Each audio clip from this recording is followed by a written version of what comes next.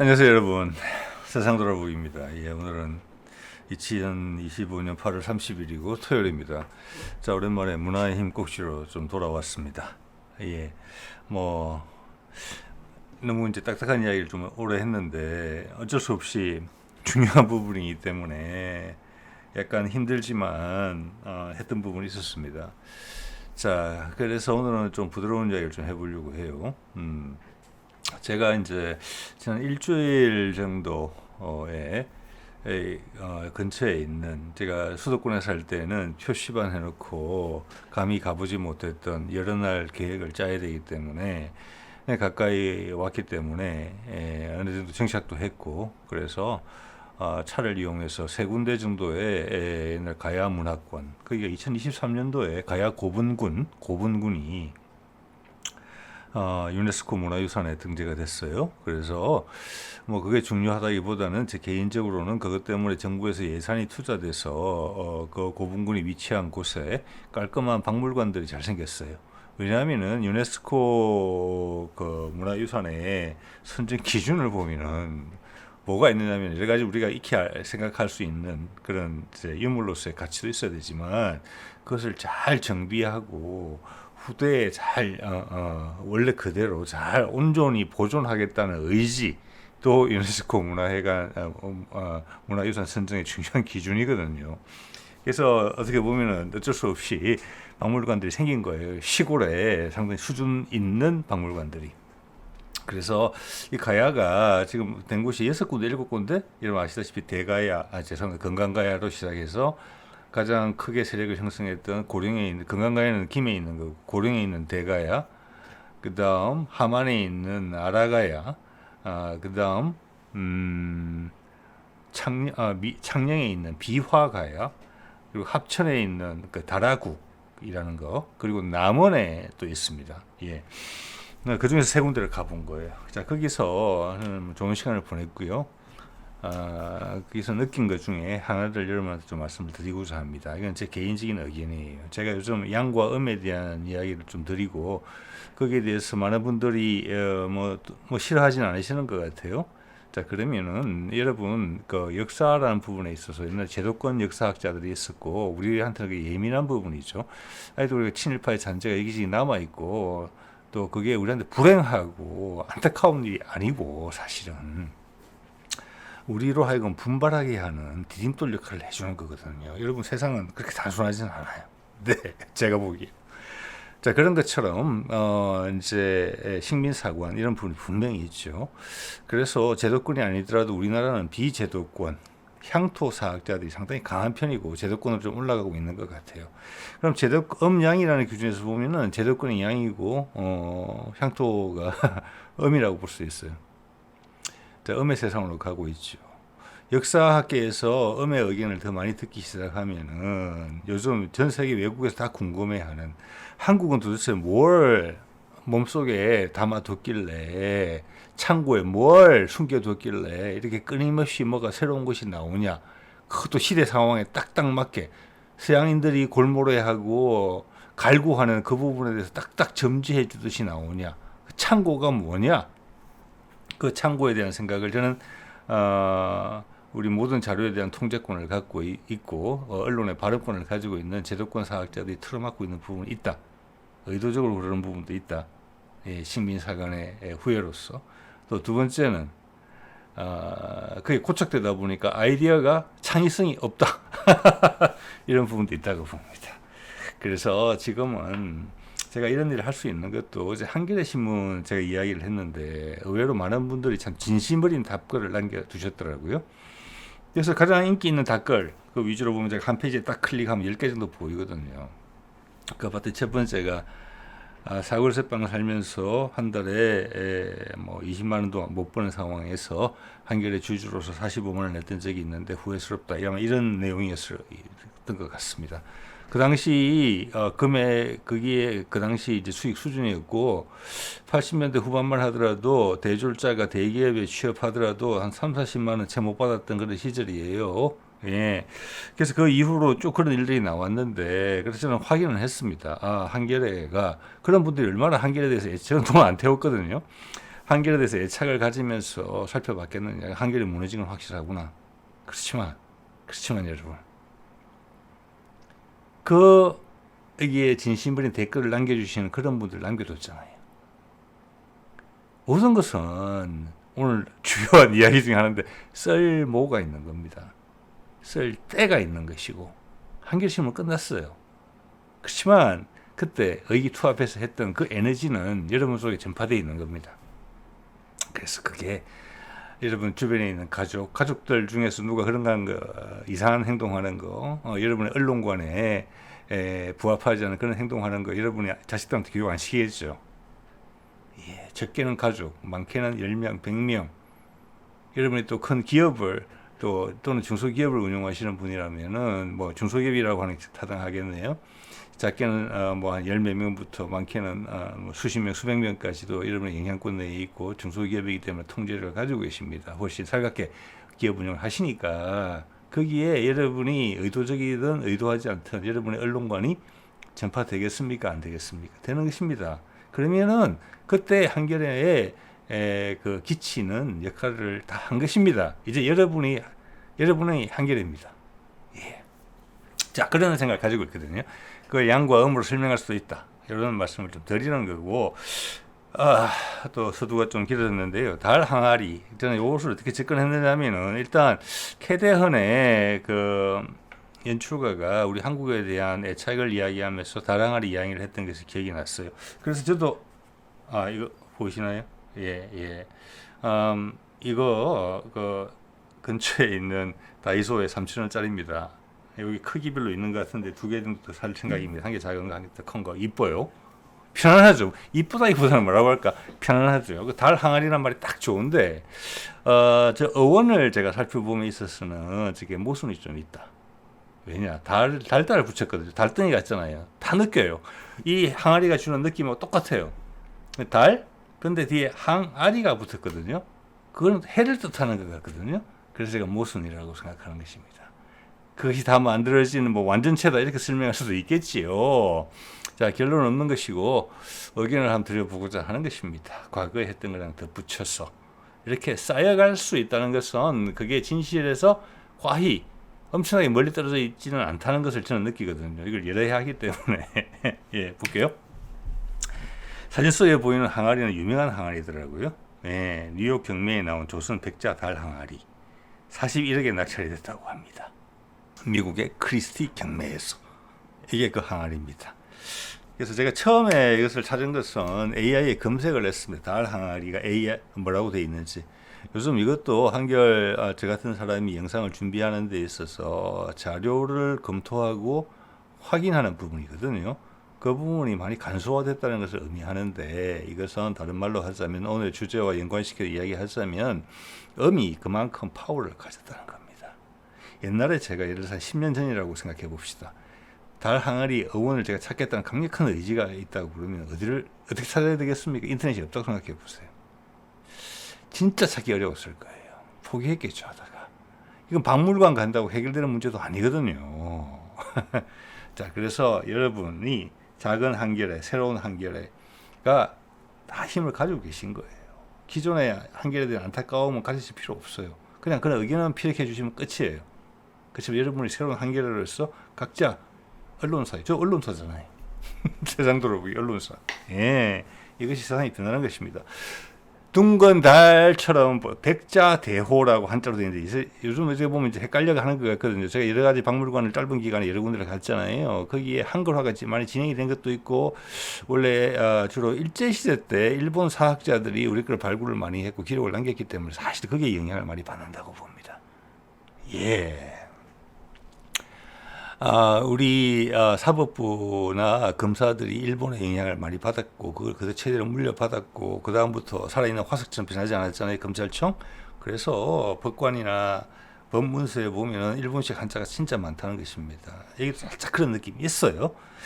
자, 여기도 누가 두드려주고 비판을 하고 다른 각도에서 볼 수 있다는 힘이 있다는 것을 긴장감을 불러일으켜야 되지 않겠습니까? 그 일환으로 보시면 되겠습니다. 제 말이 맞다 틀리다가 아니라 18세기 조선 후기에 주로 제작되었다. 온화한 백색의 빛깔, 부드러운 곡선, 넉넉하고 단박한 형태가 특징이며 굽는 과정에서 생긴 약간의 비대칭과 푸근함이 독특한 매력으로 꼽힙니다. 이거 대박인 것 같아요. 여러분, 우리 어릴 때 여자아이들이 전부 다 비비 인형을 가지고 놀았는데요. 저는 나이가 들면서 그렇게 생각하게 됐습니다. 저는 남자니까 여성의 아름다움에 대해서 생각을 많이 하겠죠. 여자는 남자의 매력에 대해서 생각을 많이 하겠죠. 비대칭이 매력인 것입니다. 인체가 인형처럼 그러면은 매력이 전혀 없어요. 생명의 기운이 안 느껴져요. 비대칭. 그래서 서양과학이 틀린 겁니다. 모든 것이 대칭적으로 돼야지 서양과학은 설명이 되거든요. 그래서 지금처럼 음의 세상에서는 안 맞는 것입니다. 중요한데 세심하고 공감하고 이런 부분에서 맞아야 되거든요. 아귀가 공장에서 짜맞춘 것 갖고는 값이 안 나오는 것입니다, 여러분. 이거 백자를 공장에서 이렇게 만들기가 얼마나 어렵겠어요.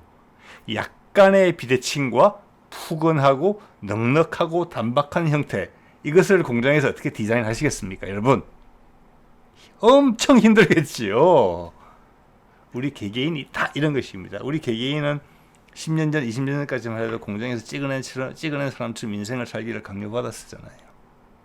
양이 주도하는 세상에서. 네. 자, 여기 보면 20세기 미술사학자 고유섭이라는 양반이 달항아리라는 이름을 붙였다. 예, 저도 쭉 박물관 웬만하면 가보거든요. 근처에 있으면은, 청자, 뭐 분청사기 이런 것도 보는데, 뭐 청자보다는 이게 훨씬 이쁜 것 같습니다. 청자의 화려함을 버리고 백자가 서민적이었기 때문에 왔다. 귀족 시대에서 서민 시대로 왔기 때문에 기술적인 부분과 세련됨은 떨어졌지만 푸근함이 생겼다. 저는 그렇게 믿지 않습니다. 예술이 대중화되면서 대중이 줄 수 있는 그 매력이 여기 녹아들었기 때문에 이것은 청자의 매력보다 훨씬 오래 갈 것이라고 생각을 합니다. 훨씬 더 깊이가 있고 우리 애환이 훨씬 많이 들어있거든요. 귀족 그룹 몇천 명이 고려시대에 그들끼리 술잔을 기울이면서 하던 그런 분위기하고 일상생활에서 쓰던 거하고 수천만의 사람이 오랜 기간 동안 썼던 거하고 어떤 애환과 어떤 경험이 녹아들었겠습니까, 여러분? 그것이 더 존중되는 사회가 음의 세상입니다. 청자는 양이고 백자는 음입니다. 분청사기하고. 예. 자, 뭐 이 정도 썰을 풀고요. 항아리 글자를 풀어볼게요. 저는 이것을 딱 이렇게 두 개로 구분하고 싶습니다. 항 더하기 아리. 이러면 많은 분들이 이미 감 잡으셨을 거라고 봅니다. 항아리 그 자체가 워낙 말 자체가 이쁘죠. 이형이 여러 개가 들어갔어요. 예. 항에도 밑에 이형 더하기 히읗이기 때문에 이형이거든요. 엄청나게 이뻐요. 말 자체가, 발음이. 이걸 요즘 이제 저도 외국에서 한글을 공부하는 사람들의 표현들을 보거든요. 전혀 우리가 보지 못한 시각을 많이 주거든요. 말 자체가 예쁘고 글자에서 소리가 떠오른다는 거예요. 딱 들으면 이 소리가 이 글자에서 날 것 같은 딱 그 소리가 난다는 거예요. 항아리. 이형이 3개나 들었고 항아리가 동글동글 하잖아요. 이거 어떻게 설명하겠어요? 항아리입니다. 항아리. 항아리인데 이거 한번 볼까요? 이제 감 잡으셨죠? 항은 한입니다. 크다는 거예요. 우리 한국 할 때. 네, 한국. 아리는 알이입니다. 김알지의 김알지. 알지지요. 알이고 지는 사람이라는 뜻이에요. 그게 김알이에요. 김은 곰에서 온 말이죠. 그러니까 알은 뭡니까? 닭이 놓은 알이, 새가 놓은 알이기도 하지만 원래는 태양이라는 뜻입니다. 알라 알이죠. 우리 알맞다. 알맞다. 알받기. 알자가 현재 그렇게 쓰이고 있어요. 소갈머리, 심지, 태양이라는 뜻이었어요. 그렇지만 우리 동네에서 쓰는 말이었던 해라고 생각합니다. 해가 결국은 알에게 자리를 뺏기지 않았어요. 우리 되게 자존심 센 민족입니다. 알은 외래 유해이라고 저는 생각을 합니다. 아주 고대에 우리가 쓰던 말은 히다이가 어원을 가지고 있는 해였어요. 예. 그래서 해는 버텨냈어요. 그리고 여러 차례에서 문명이 걸쳐서 들어왔다고 저는 생각을 하거든요. 알이란 단어도 살아남아서 다른 용도로 쓰이고는 있어요. 태양과 신이다 이런 뜻으로는 못 쓰이지만 중요하고 좋은 의미로 많이 살아남았어요. 그렇죠? 그래서 알이고 우리 아가리란 말이 있습니다. 그죠? 이것 또한 우리가 말해서 가는 의태어, 의성어랑이 조합된 형태예요. 아래다가. 우리가 입으로서 낼 수 있는 대표적인 소리 중에 하나가 악입니다. 악. 비명 지를 때 나오는 악. 그때 입이 제일 커지죠. 악. 죽을지도 모르니까 비명 지르는 거잖아요. 아니면 엄청나게 화가 났거나 악거리는 거 아닙니까, 여러분? 그래서 그 아래다가 악자가 붙어서 아가리가 됐다고 생각하거든요. 그 입이란 뜻입니다. 또는 다른 의미로 붙을 수 있어요. 대가리가 있거든요. 대구리도 있고. 그 가리라는 것도 분명히 어원이 어딘가 있을 거예요. 저는 일단은 그 의태어, 의성으로 표현을 해봅니다. 거기 알 더하기 가가 돼서 가리가 돼서 아가리가 됐다고 보는 거거든요. 대가리가 있고 아가리가 있잖아요. 그죠? 그럼 이거는 큰 입이다라는 뜻이지만 원래 알은 태양이라는 뜻이에요. 근데 앞에 달 항아리라고 붙였단 말이에요. 달은 음이거든요. 그래서 이 말은 알이 태양의 의미를 훨씬 잃어버린 지 오래된 이후에 형성된 단어다. 그래서 입을 지칭했다고 생각합니다. 크게 벌린 입과 닮았다. 항아리의 어원은 그거예요. 그런 거 생각해 보신 적 별로 없잖아요. 제가 보기에 다른 역사를 공부하는 박물관에 있는 어떤 학예사들도 그렇게 표현은 없는 것 같아요. 항아리 그 자체가 말이 너무 이쁘기 때문에 그런지도 모르겠다는 생각이 듭니다. 예, 그래서 달 항아리. 예, 그거 좋은 장면인 것 같아요. 그렇지만 알은 거기서 왔다. 큰 입이라는 표현에서 왔다. 항아리라는 단어는 상당히 옛날부터 쓰였을 거라고 봅니다. 왜냐하면 신석 시대 때 밑에가 뾰족한 빗살무늬 두 개가 있었고 청동기로 오면서 현재 항아리와 비슷한 형태가 만들어지기 시작했거든요. 수천 년 된 거잖아요. 청동 시대니까. 그러면 그때 사람들이 이걸 뭐라고 불렀을까? 그때 이름 뭐였을까? 그때 항아리라고 불렀을까? 저는 안 그럴 수도 있다고 생각하고 그럴 수도 있다고 생각합니다. 예. 자, 이걸 하다 보니까 이 생각이 문득 났어요. 며칠 계속 딱딱한 걸 해서 그런 것 같은데 여러분 입에 잘 착착 감기는 그 뭐라고 할까 그 광고 노래가 있습니다. 어릴 때부터 들었던 거. 그래서 그 생각이 문득 들었어요. 항아리라는 말도 참 입에 감기는 말이라서 제 개인적으로 드는 생각은 이겁니다. TV에서 나오는 것도 몇 개 기억을 하고 있는데 더 여러분이나 저랑 공감할 수 있는 내용이 이런 거예요. 우리 한국말의 특징을 잘 드러내거든요. 운율이 있어야 돼요. 운율이. 계랑계랑 이게 무슨 말인지 아십니까? 계란 장사의 비디오 테이프 녹음 테이프에서 나온 소리입니다. 계란이라는 뜻입니다. 계랑 이렇게 하죠. 그다음 아마 대부분 다 아실 것 같은 찹쌀떡, 메밀, 묵 이거 있죠. 그리고 어린 시절 부산 근처에서 보내신 분들은 이거 들어보셨을 거예요. 제치국 사이소 아침에 아줌마들이 제치국을 삶아서 보온통 같은 큰 보온통 같은 머리 이고 다녔죠. 그리고 주세요 이러면은 그 당시 이제 낙동강 하구뚝이 생기기 전에는 부산 낙동강 하구에서 제첩이죠. 제첩이 엄청나게 많이 났습니다. 지금 낙동강 하구뚝 생기고 다 없어져서 지금 섬진강 제첩밖에 없는데 비싸요. 그때 정말 쌌거든요. 그래서 제첩국 주세요라고 부르면 아주머니가 딱 오셔서 한 바가지 딱 주고 전구지, 부산 말로는 전구지, 경상도에서는 표준 말로는 부추, 뭐 다른 지역에서는 다른 말로 부르는 걸 알고 있습니다. 그거 따닥 썰어서 주죠.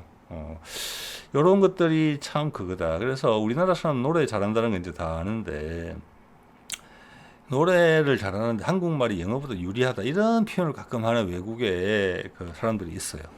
뭐라고 할까? 노래 분석하는 사람들이 그 이유는 뭐냐면은 한국말은 음조가 없다는 거예요. 높낮이도 없고 중국말 같은 경우도 성조가 있고 영어 같은 것도 영어가 뭐 대표적이고 다른 서구의 많은 말들도 영어랑 비슷한 거죠. 그들이 녹아 흘러서 영어로 총 결집된 거니까 그 인토네이션이 있잖아요. 그리고 자음이 연속되는 것도 많아요. 네. 그래서 긴 말을 하기에는 좋아요. 어떻게 보면은 이렇게 인토네이션을 주잖아요. 이렇게 높낮이가 있어서. 근데 우리말은 거기에 비해서는 되게 똑같아요. 항상 뚜뚜뚜뚜뚜뚜 지역별로 좀 차이는 있는데 전반적으로 그래요.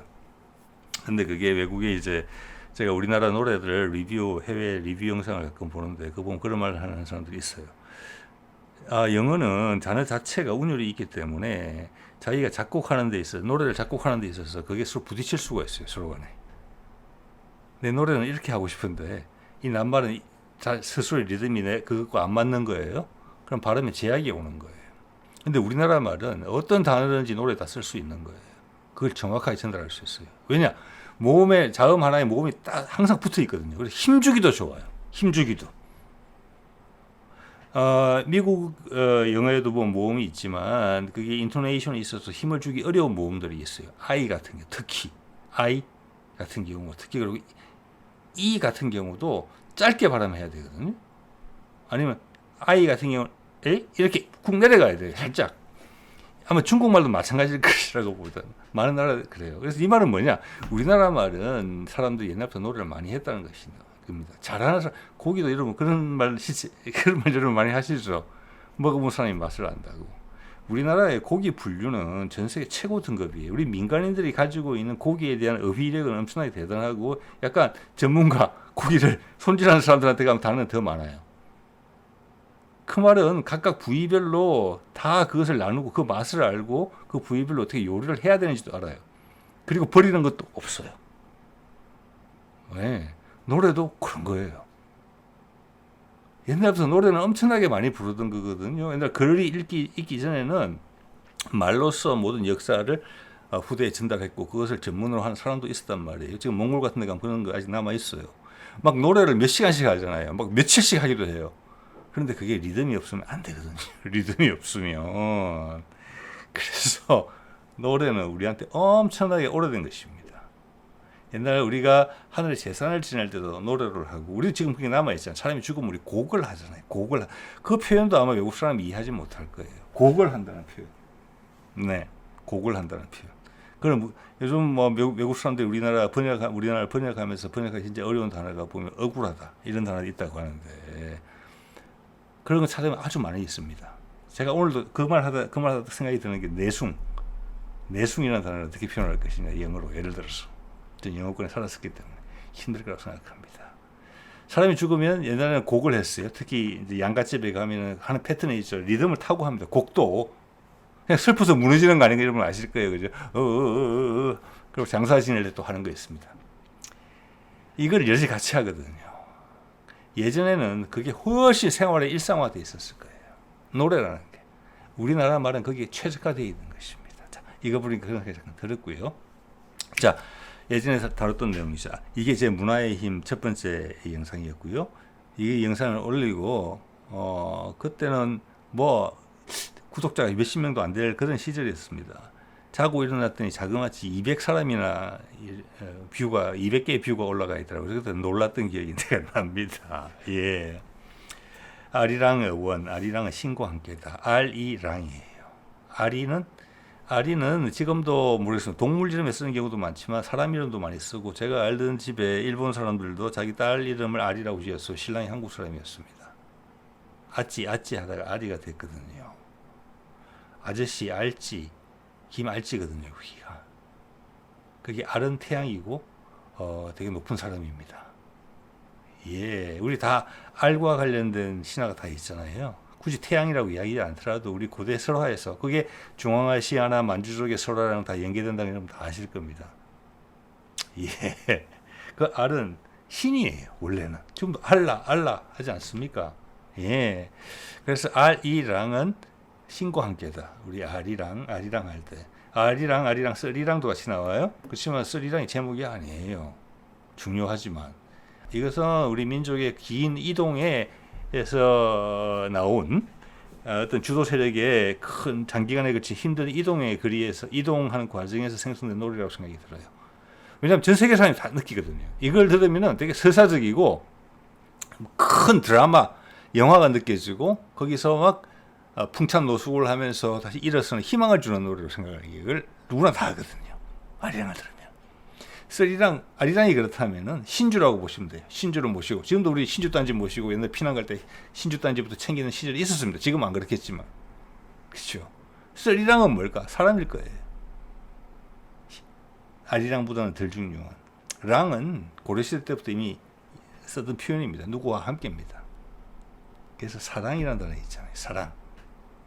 우리의 사랑은, 사랑의 의미, 우리 젊은이들한테 꼭 이야기해주고 싶어요. 다시 한번. 같이 누구랑 살아내는 게 사랑이에요. 10대, 20대에 몸에서 에너지가 충만해서 밖으로 뻗쳐나오는 이성에 대한 갈구하고는 다른 표현이에요. 이것은 제가 정의하는 게 아니고 우리 조상들이 오랜 세월 동안 이 땅에서 살아오면서 수억 명이 살았지 않겠습니까? 몇십 년마다 60년마다 3천만 명씩 교체됐을 거잖아요. 수억 명이 경험해 보고 쓴 단어예요. 같이 살아내는 게 사랑입니다. 누구누구랑 같이 살아내는 거 사랑이거든요. 자, 뭐 이 정도 말씀을 드리고 제가 박물관 이거를 딱 보면서 이거 사실 핵심이에요. 이거. 항아리 보고 이거 하고 그 두 가지를 제가 생각을 하고 있었거든요. 예. 이 합천박물관 즉 다라구 거기는 이제 되게 철기로 융성을 했던 그런 지역으로 지금 생각이 돼요. 되게 이제 고령에서 낙동강 타고 그 환강이라는 지류로 좀 들어가면은 옛날 수원으로 연결되던 곳이에요. 거기가 이제 합천이거든요. 그 합천에 있는 옥전입니다.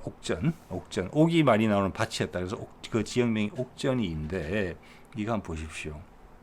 항아리가 두 개 보이잖아요. 오른쪽에 있는 하나는 이제 달 항아리 많이 닮았죠. 근데 밑에 이 굽다리 접시라고 부르는 부분이거든요. 이게 고대 고분에서 주로 왕의 고분이나 실력자들의 고분이죠, 당연히. 거기서 이게 엄청나게 많이 발견되거든요. 그래서 저는 그 학예사들한테 있으면 물어보려고 했는데 학예사들이 잘 없더라고요. 왜냐면 제가 이제 평일에 가보면은 제가 유일한 관람객이에요. 그래서 썰렁하다? 이런 말씀 드리는 게 아니에요. 저는 그럴 때 가면은 어떻게 생각하는지 아십니까? 나를 위한 박물관이구나. 이렇게 생각합니다. 수백억은 들었을 거잖아요. 그 수백억에 준비하고 청소하고 화장실도 깔끔하게 유지되는 비데까지 있는 화장실인데 그걸 저 혼자 즐기는 거니까 여러분들 그럴 때 한번 가보십시오. 지금 일 열심히 하느라고 바쁘신 분들은 빼고 여러분들 여유가 생겼을 때 그런 감 느껴보시면 좋을 것 같아요. 그런 식으로 해석하면 됩니다. 이걸 보는 거예요. 제가 이 보면은 딱 그때 생각이 드세요. 이게 일반인들이 이걸 쓰겠습니까? 밑에 굽다리 접시 이것도 많거든요. 굽다리 접시. 옛날 사람들은 그러면은 밥상이 없고 밥을 어떻게 먹었길래 전부 다 접시 밑에도 다리가 있냐. 항아리 밑에 이렇게 엄청나게 큰 다리가 있냐. 다리가 있는 것 자체가 우리가 식성을 안 쓰잖아요. 이런 거를. 불편해요. 이건 뭐냐? 제사용이다. 일반인들은 이거 안 썼다고 생각합니다. 근데 돌아가신 사람의 무덤에다 이걸 넣는 거는 그가 그만큼 위세가 있는 사람이었고 그만큼 높인다는 뜻이었어요. 단에 올리는 거잖아요.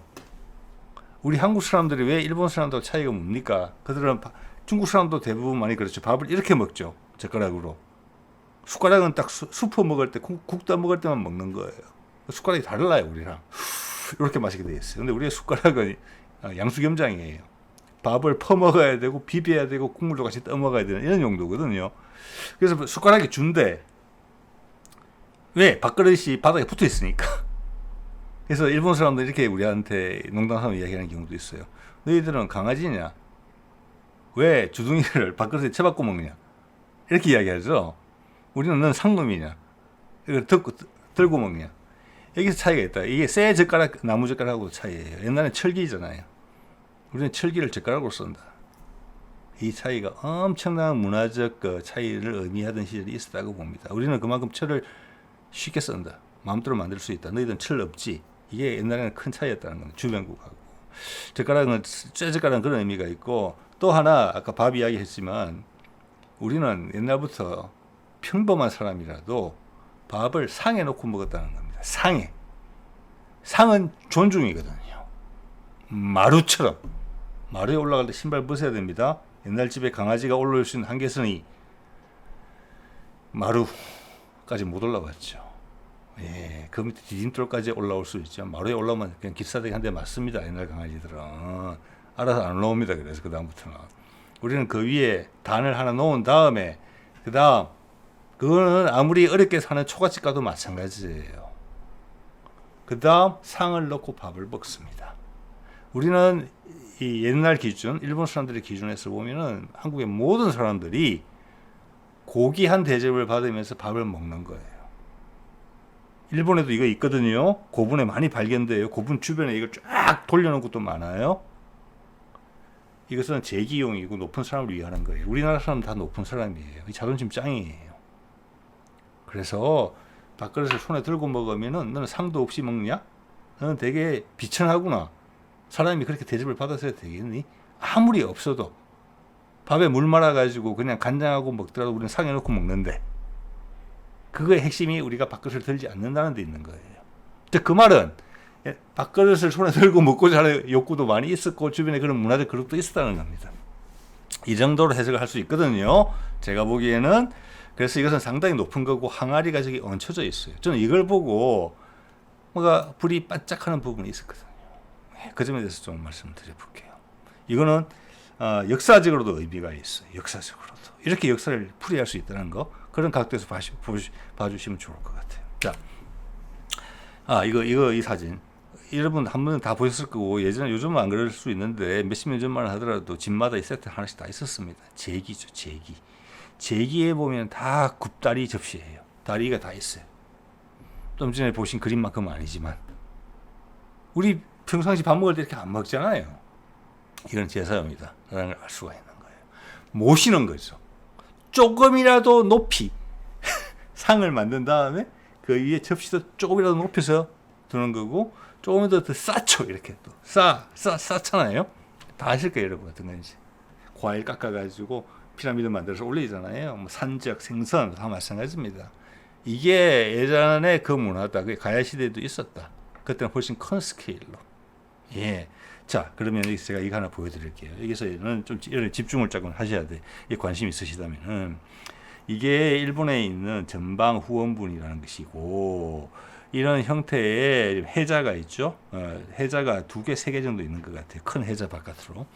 이것이 우리 영산강 유역에도 이런 무덤과 비슷한 무덤, 이것보다는 소형이지만 무덤들이 발견이 됩니다.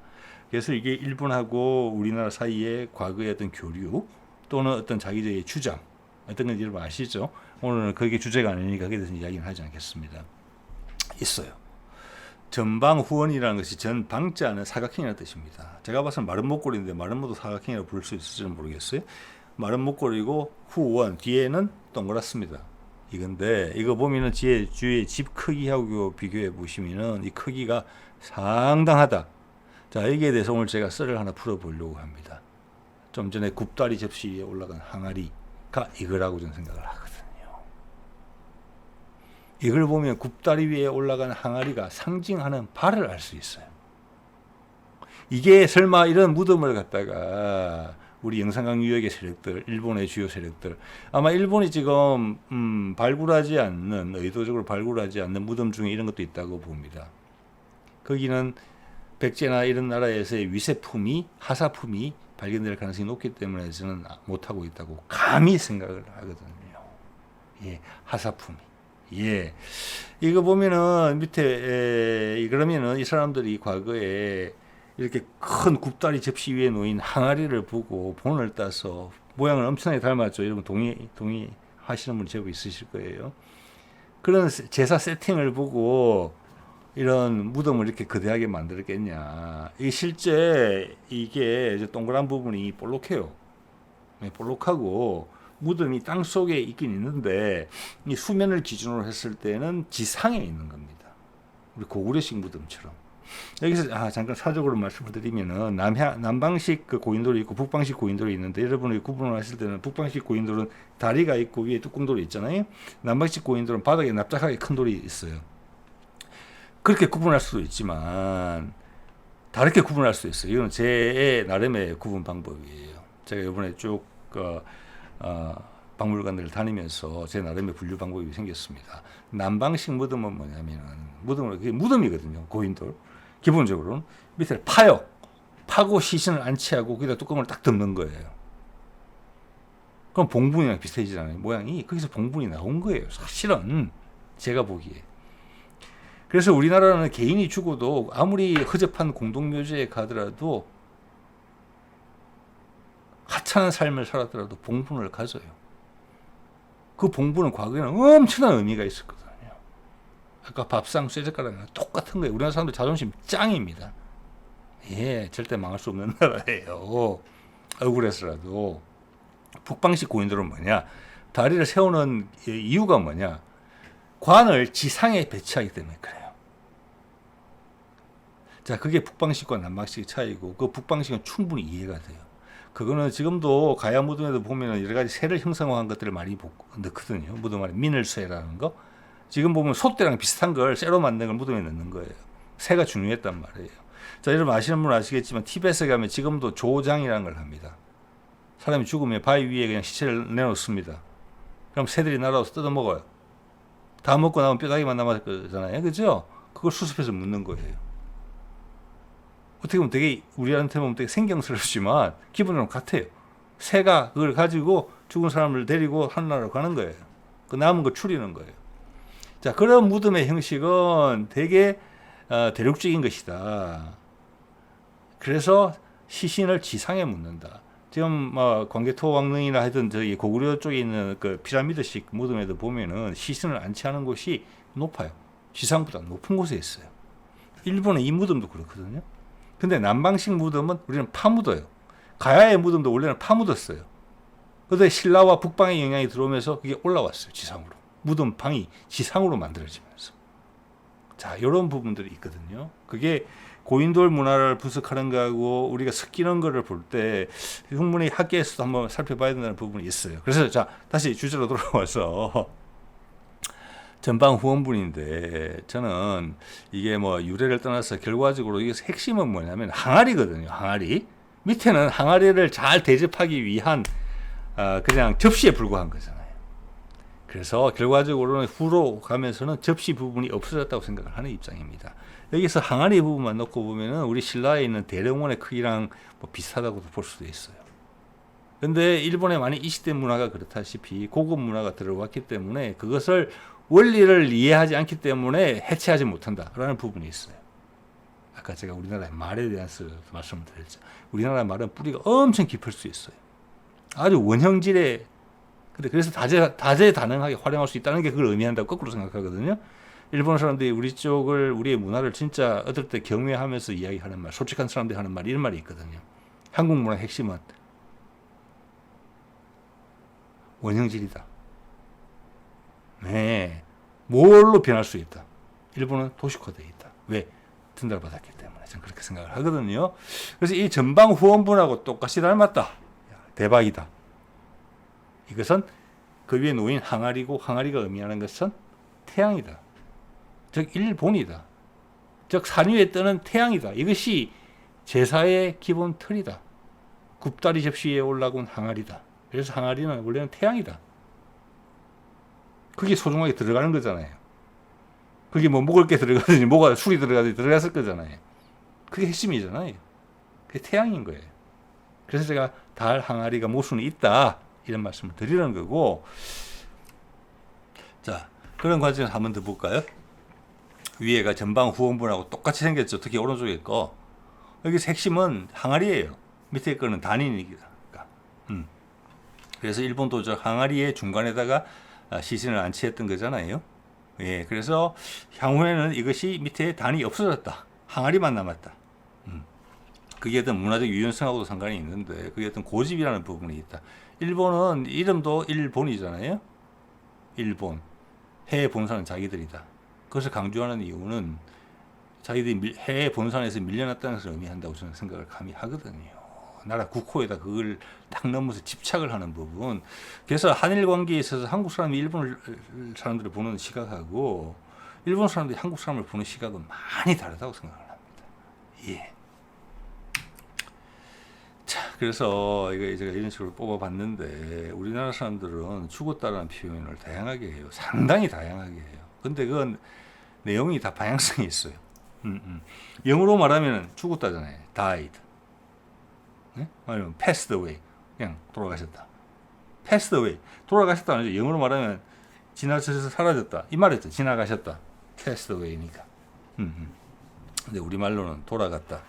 이 말이 불교의 영향인가 아닌가는 여러분이 판단하시기 바랍니다. 이것은 불교 이전부터 있었단 말이라고 생각을 합니다. 우리의 다른 여러 가지 문화들을 봤을 때. 예, 우리의 무덤 문화를 보십시오. 그게 인구를 배치하고, 심지어는 순장을 하고, 그 다른 문화권에도 다 있는 겁니다만은, 뭘 많이 넣었다는 것은, 이후에 세상이 있다는 것이잖아요. 그리고 이 왕족은 신과 같은 영역이기 때문에 어딘가에 있다가 다시 우리한테 오는 거예요. 그래서 왕족이 계속 도는 거잖아요. 대를 이어서 돌아갔다는 표현은 불교 훨씬 이전부터 있었던 말이에요. 그러니까. 근데 우리가 일반 사람들 다 돌아가셨다고 쓰고 있잖아요, 말을. 이게 자존심, 아까 젓가락 밥상하고 같이 생각하시면 돼요. 아무리 이름 없는 무덤도 우리는 봉분이 있어요. 기본적으로 요즘은 납작한 무덤도 많이 생겼지만 기본적으로는 그래요. 우리는 전부 다 마음은 다 귀족이에요.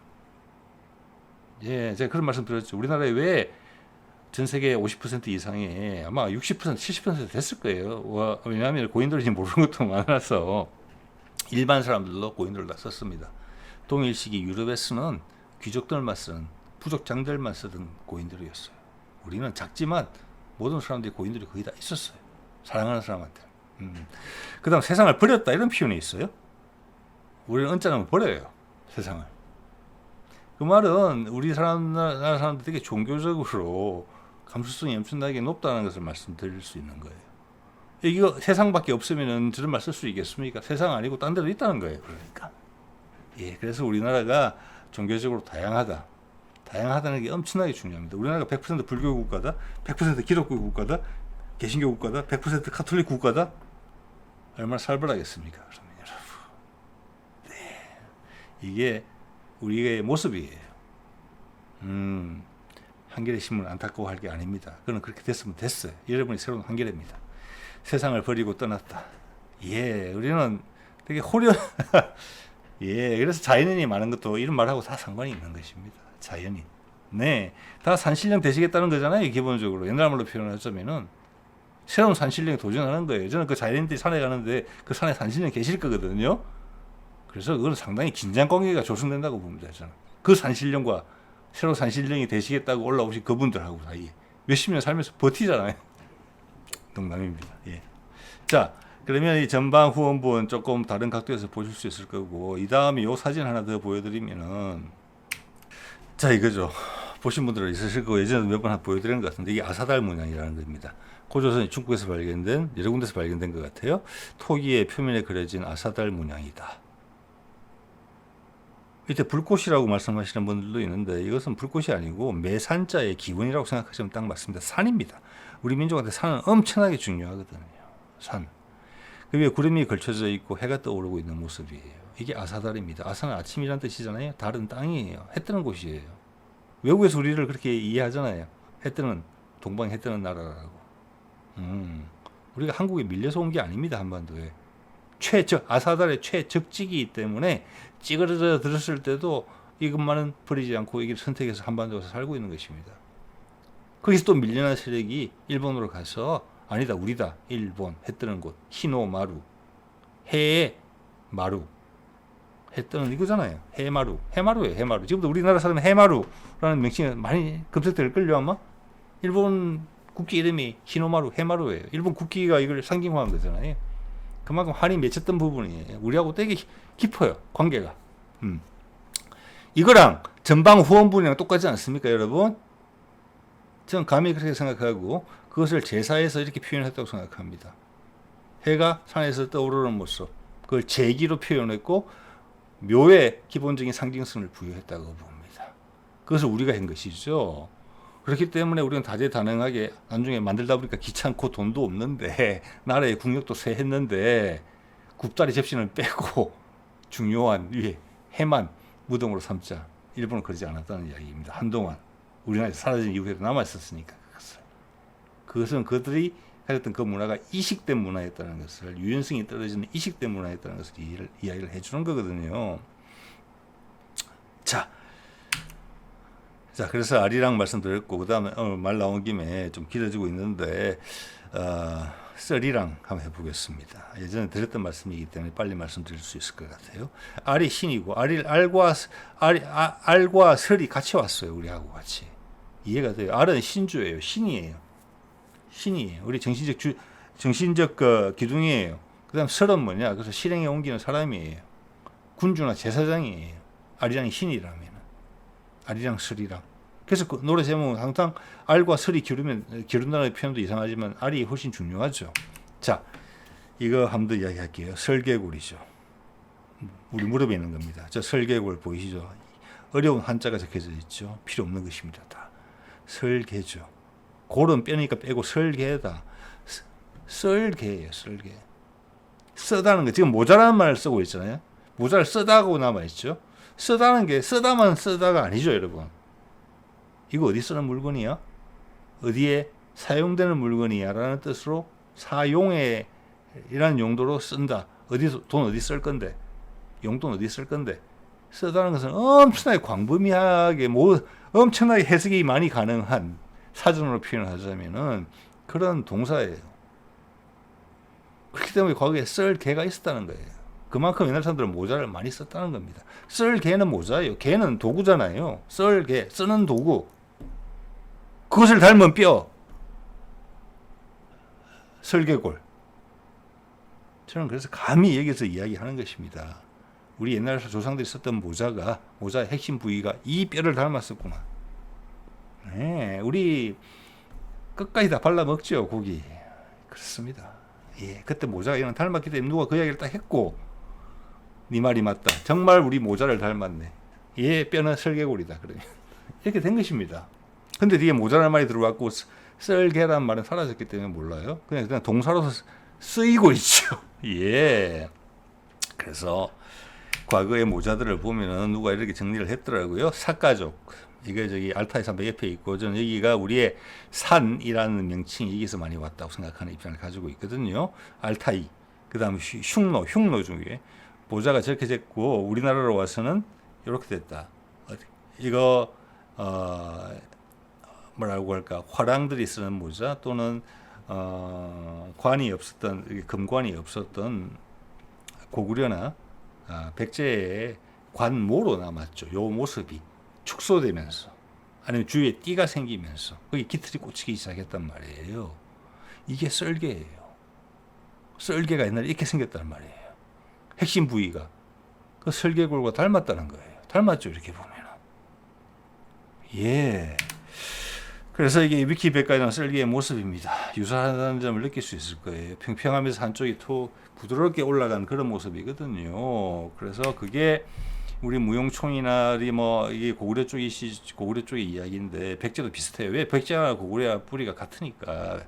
여기 보면 가운데 장식을 달고 있는 기본 모양이 다 이렇게 생겼죠. 썰개랑 똑같이 생겼단 말입니다. 예. 여러분도 키르기스탄 가면 모자가 저렇게 돼 있어요. 밑에 옆으로 드리워진 부분을 빼면 똑같죠. 키르기스탄식 해석이에요. 우리도 저 부분이 강조돼서 옆에 날개를 달아서 뭐가 됐습니까? 대감들이 쓰는 대감 모자, 상감 모자도 그렇게 생긴 거예요. 상감은 옆에 날개가 없어요. 상감은 이것만 있어요. 비슷하죠? 예. 또는 군모로 투구로서 또 발전하기도 하고, 그럼 기본 틀은 유지가 되는 것이죠. 자, 마지막 슬라이드네요. 그래서 예전에 드렸던 말씀 한번 더 드리고 싶은 거예요. 닭벼슬이 왜 벼슬인가? 설이라는 건 여러분이 아시겠죠. 모자라는 것은 분명해요. 닮았죠. 근데 벼슬이다? 벼자는 어디서 왔느냐? 빛에서 왔다고 저는 생각을 합니다. 왜 빛이냐? 태양을 우리 표현을 태양의 둘레에 이렇게 방사형으로 돌기를 그리잖아요. 햇빛이 뿜어져 나온다는 것을 표현하기 위해서 그래서 앞에 벼자를 붙인 겁니다. 빛자를. 그래서 빗슬입니다. 그게 향후는 벼슬로 돼요. 벼슬. 예, 보통 모자가 아니고 관직에 진출하게 하게 되면 쓰는 번쩍번쩍한 벼슬을 가지게 됐다. 자, 오늘 항아리까지 가지고 벼슬 이야기까지 좀 해봤습니다. 오늘 이 정도로 하도록 하겠습니다. 네.